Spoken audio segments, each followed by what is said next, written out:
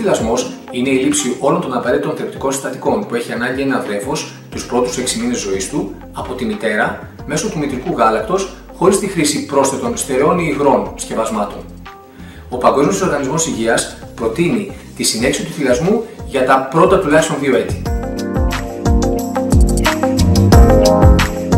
Τα πλεονεκτήματα όσον αφορά τα βρέφη είναι τα εξής. Το μητρικό γάλα περιέχει αντισώματα με αποτέλεσμα να θωρακίζει το νοσοποιητικό σύστημα των βρεφών και αυτά να έχουν λιγότερες πιθανότητες να αναπτύξουν λοιμώξεις, κυρίως του αναπνευστικού και του γαστρεντερικού. Τα βρέφη τα οποία θυλάζουν επίσης έχουν λιγότερες πιθανότητες να εμφανίσουν αλλεργίες κατά τη διάρκεια της ζωής τους. Έρευνες έχουν δείξει ότι ο θυλασμός σχετίζεται με υψηλότερο δείκτη νοημοσύνης τουλάχιστον κατά πρώτα στάδια ανάπτυξης.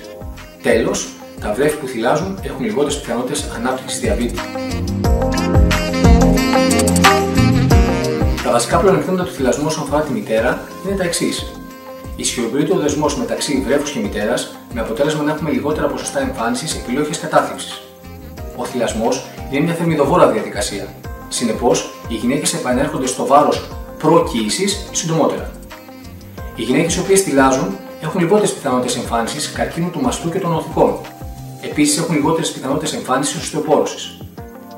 Κατά τη διάρκεια του θυλασμού παράγεται μια ορμόνη η οποία ονομάζεται οκιτοκίνη και επαναφέρει το μέγεθος μήτρας συντομότερα στο αρχικό. Επίσης, μειώνει την πιθανότητα εμφάνισης αιμορραγίας κατά τη λοχεία.